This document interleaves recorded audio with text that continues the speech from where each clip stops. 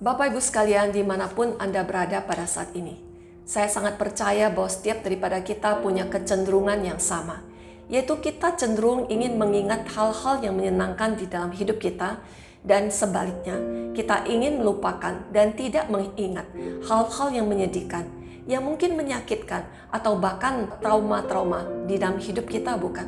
Tetapi pada saat kita membaca Matius pasal kedua ayat ke-16 ini, kita akan perhatikan bersama-sama. Ketika Herodes tahu bahwa ia telah diperdayakan oleh orang-orang Majus itu, ia sangat marah. Lalu ia menyuruh membunuh semua anak di Bethlehem dan sekitarnya, yaitu anak-anak yang berumur 2 tahun ke bawah, sesuai dengan waktu yang dapat diketahuinya dari orang-orang Majus itu. Bapak Ibu sekalian, di saat kita ingin melupakan hal yang tidak menyenangkan, tetapi justru penulis Matius menyampaikan ada sebuah berita duka cita yang begitu dalam yang dialami oleh ibu-ibu yang memiliki anak-anak di bawah usia 2 tahun ini. Kenapa penulis Matius justru menyelipkan cerita di dalam momen-momen bahagia ini, Bapak Ibu sekalian?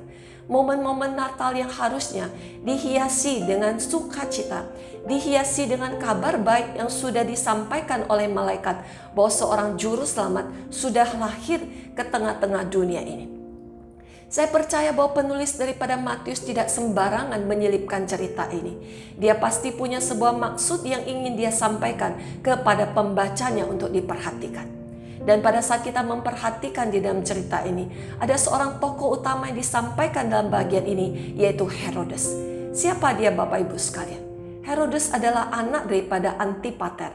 Antipater sendiri adalah seorang yang sangat dipercaya oleh pemerintah Romawi. Dia memiliki pengaruh yang begitu besar di dalam pemerintahan Romawi.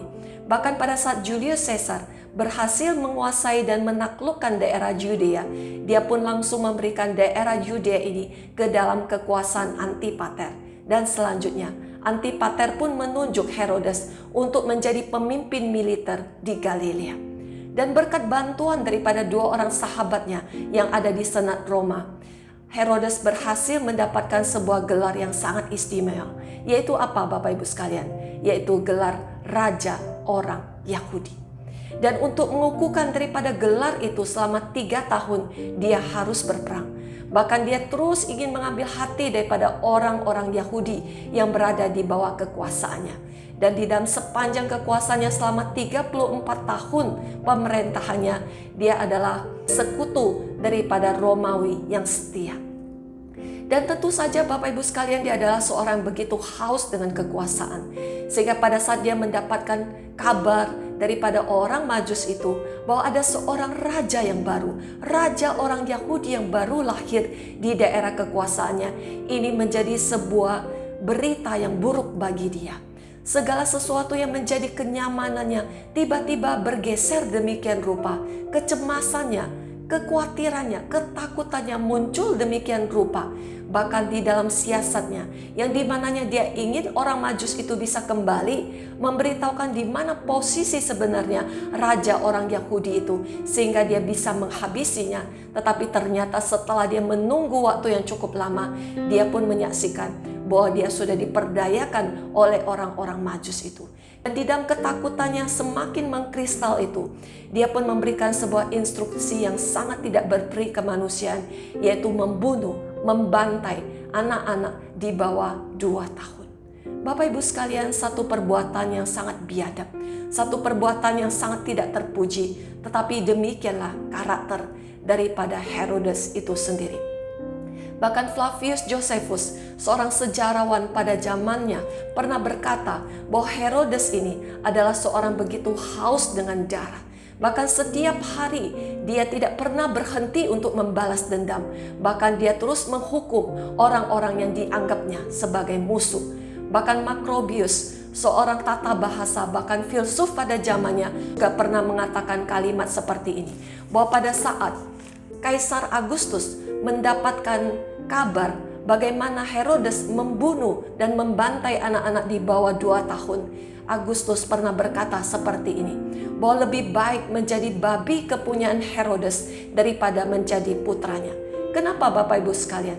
Karena ternyata Herodes bukan hanya membunuh orang-orang di luar daripada dirinya, tetapi dia juga membunuh daripada keluarganya sendiri. Orang-orang yang tidak dia kenal dia bunuh tanpa belas kasihan. Demikian juga orang-orang yang justru berada di dalam lingkaran keluarganya, yaitu istrinya, bahkan juga kedua daripada anaknya juga dia bunuh karena dia takut mereka akan merebut kekuasaannya. Betapa menyedihkannya Bapak Ibu sekalian, di saat orang-orang yang harusnya menjadi pemimpin yang melindungi, tetapi justru menjadi pemimpin yang begitu haus dengan kekuasaan, yang tidak takut berbuat segala sesuatu demi mengukuhkan daripada kekuasaannya. Dan kalau kita perhatikan sejarah daripada manusia Bapak Ibu sekalian, ternyata apa yang dilakukan oleh Herodes ini adalah sesuatu yang tidak pernah berhenti. Pada saat manusia di dalam keberadaannya berpikir bahwa dosa-dosa yang dilakukan oleh manusia itu bisa ditahan dengan teknologi, dengan ilmu pengetahuan, dengan pendidikan. Tetapi justru kita melihat bahwa apa yang dilakukan oleh manusia hingga pada saat ini tidak pernah bisa membendung yang namanya dosa. Kita akan melihat sebuah cuplikan video yang dibuat oleh Yayasan Breakthrough yang kiranya akan membawa kita melihat sebenarnya bagaimana kekuasaan daripada dosa itu yang sudah menguasai orang-orang yang berada di dalam kekuasaannya.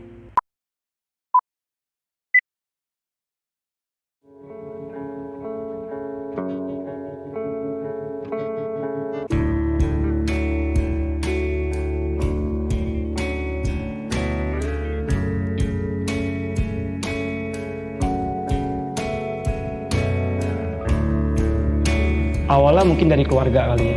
Hampir 20 tahun gue pakai narkoba. Pada umur 14, gue merasa diri gue selalu kurang, orang lain selalu lebih beruntung dari gue. Keluarga gue nggak akur dan gue merasa nggak nyaman di rumah, yang akhirnya kita pasti minum-minum, timbul yang namanya kemarahan. Gue selalu menggunakan ganja untuk meredam emosi gue gitu. Saat itu kayaknya nggak salah gitu kalau masih gitu. diajak teman. Mereka mungkin bilang, banci lu, nggak ada nyali lu. Nah, gue orangnya selalu penasaran, ingin coba ini, coba itu, dan akhirnya kemudian meningkat ke sabu. Menjadi kayak superhero banget gitu. Kokain, Inex, obat penenang dosis tinggi, Nyangkut di putau. Tanpa saya sadari saya sudah ketergantungan, makin terikat. di saat sakaunya berat sekali.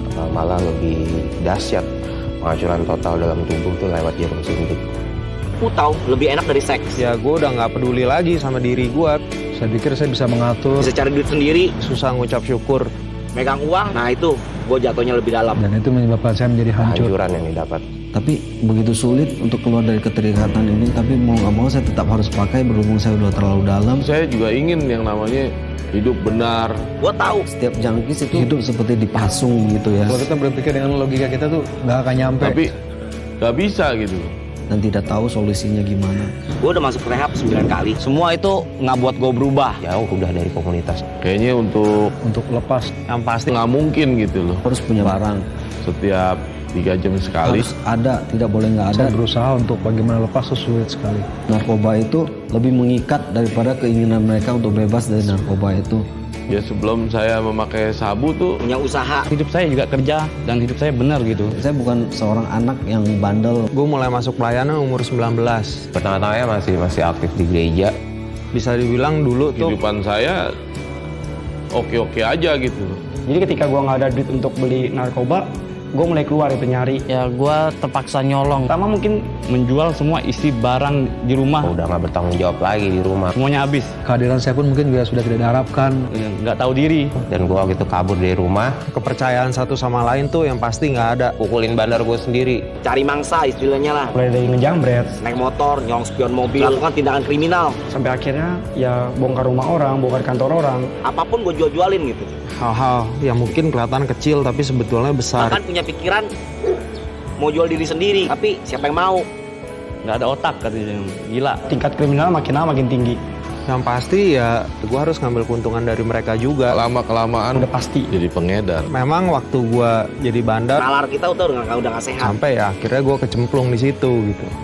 Gue ketangkap sama ini polisi dan diproses hukum. Itu semua karena Di lingkungan penjara atau orang jahat semua. Kita sering diintimidasi. Ya gue harus lebih jahat dari mereka gitu.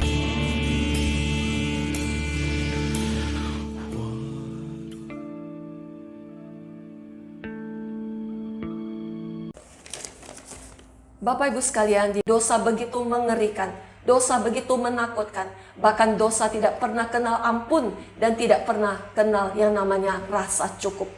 Tetapi kita sangat bersyukur pada Tuhan pada saat kita dengan usaha kita yang tidak bisa untuk melakukan pendamaian bagi dosa kita. Alkitab mengatakan justru ada satu pribadi yang bernama Yesus Kristus. Dia yang adalah Allah itu sendiri hadir di dalam momen-momen Natal seperti ini untuk menyatakan bahwa dialah yang akan membebaskan kita daripada kekuasaan dosa itu sendiri. Alkitab mengatakan seperti ini di dalam Roma pasal ke-6 ayat 23. Sebab upah dosa ialah maut, tetapi karunia Allah ialah hidup yang kekal dalam Kristus Yesus Tuhan kita. Berita Natal adalah berita sukacita bahwa manusia yang berdosa, yang tidak sanggup untuk menyelamatkan dirinya, yang selalu gagal untuk melepaskan diri dari kuasa dosa dan maut itu, dan pada hari itu mendapatkan sebuah kabar sukacita bahwa sudah lahir seorang juru selamat yang akan menyelamatkan mereka daripada kekuasaan dosa itu sendiri, yaitu Yesus Kristus. Yesus Kristus inilah yang akan membebaskan manusia, yang akan melakukan pendamaian akan dosa-dosa kita, yang akan mengangkat kita daripada kekuatan daripada dosa. Sehingga Bapak Ibu sekalian, Alkitab mengatakan kepada kita, pada saat Yesus hadir di tengah-tengah dunia ini, Dia menawarkan dirinya. Dia memberikan sebuah tawaran yang begitu indah, sebuah undangan bagi setiap daripada manusia untuk boleh datang mendekat kepada Dia, mendapatkan kasih karunia itu, yaitu kelepasan daripada dosa. Bagaimana Kristus melakukan perbuatan melepaskan kita daripada dosa? Alkitab mengatakan tidak ada cara yang lain, yaitu melalui kematiannya di atas kayu salib. Dengan darah yang tercucur di atas kayu salib itulah darah yang begitu mahal, darah yang tanpa dosa itu yang akan menyucikan kita daripada segala kejahatan kita. Dan pada saat itu Alkitab juga mengatakan Dia bukan hanya Tuhan yang mati pada hari yang ketiga. Dia juga membuktikan bahwa Dia adalah Allah yang hidup dengan kebangkitannya dan hidup untuk selama-lamanya. Sehingga Bapak Ibu sekalian, melalui momen Natal seperti ini, undangan daripada Yesus Kristus juga datang kepada Bapak Ibu sekalian. Maukah pada saat ini engkau yang berada di tempatmu, dimanapun engkau berada pada saat ini, Yesus memberikan sebuah tawaran bagi engkau. Maukah engkau membuka hatimu bagi Yesus lahir di dalam hatimu untuk membebaskan engkau daripada kekuasaan dosa? Engkau yang sadar bahwa engkau tidak mampu melepaskan dosa-dosa masa lalumu, bahkan hingga pada hari ini engkau terus bergumul dengan dosa-dosamu. Tetapi percayalah, Yesus sanggup untuk melakukan pembebasan itu bagi engkau. Pertanyaannya adalah, apakah engkau mau datang kepadanya? Apakah engkau mau meminta kekuatan daripada Yesus untuk membebaskan engkau pada hari ini? Bukalah hatimu. Tuhan memberkati engkau. Saya menyadari saya sudah letih, saya sudah capek gitu. Saya mau lepas dari narkoba. Secara logika, saya pikir nggak akan mungkin saya bisa tinggal di dalam rumah rehab itu. Tetap saya berkeras nggak mau. Tapi saya berdoa kembali kepada Tuhan dan Tuhan menyatakan kembali gitu. Gue belajar, gue buka hati, Membenahi jiwa saya yang rusak itu. Setelah gue mengenal Tuhan, gue mengenal kebenaran firman Tuhan, yaitu Alkitab yang sering gue baca. Tiba-tiba ada ketenangan. firman Tuhan itu suatu hal yang sangat indah gitu ya, suatu hal yang hidup. Gue menemukan sesuatu yang selama ini gue nggak tahu. Ternyata bahwa kita hidup di dunia ini bukan kita hidup antara manusia dengan manusia, tapi ada Tuhan. Dan saya menjerit, saya menangis hadapan Tuhan. Dan saya mau bertobat. Baru bisa merasakan yang namanya hadirat Tuhan, pertolongan Tuhan nyata itu. Pada waktu Tuhan menyadarkan saya seperti itu, Saya percaya Tuhan pasti memampukan saya. Datang kepadanya, kepada Tuhan. Tentu pasti bahwa Tuhan ikut campur dalam kehidupan saya. Yang paling penting dia kasih keselamatan bagi gue. Setelah gue tahu kebenaran, Ya jauh banget gitu ya, kayak bumi dan langit benar-benar dirubah 180 derajat. Saya merasa hidup saya jadi berarti dan berguna. Dan gue bisa sembuh sekarang ini juga karena bukan dengan kekuatan saya sendiri, melainkan dengan kekuatan yang daripada Tuhan saja. Perlahan tetapi pasti gitu.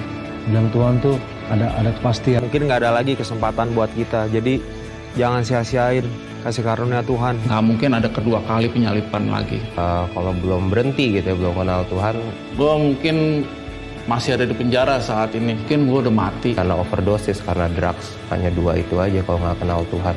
Apapun yang kita lakukan, apapun yang kita dapatkan di dunia ini, itu semua dari Tuhan. Dan gue harus lebih lagi memberikan yang terbaik bagi Tuhan dalam pelayanan gue di tempat ini. Tuhan bekerja buat kehidupan gue. Hidup yang sisa ini sampai gue mati nanti ya untuk Tuhan gitu, ya untuk melayani Tuhan. Jadi kemanapun Tuhan suruh gue pergi, dimanapun awam pekerjaan gue akan jalanin. Karena hanya itu yang bisa gue balikin kepada dia. Karena dia udah terlalu banyak melakukan hal-hal yang baik, melakukan keselamatan bagi diri gue. Jadi sekarang saatnya gitu, gue mau ucap syukur dari segala yang telah gue dapat dalam hidup gue sekarang ini.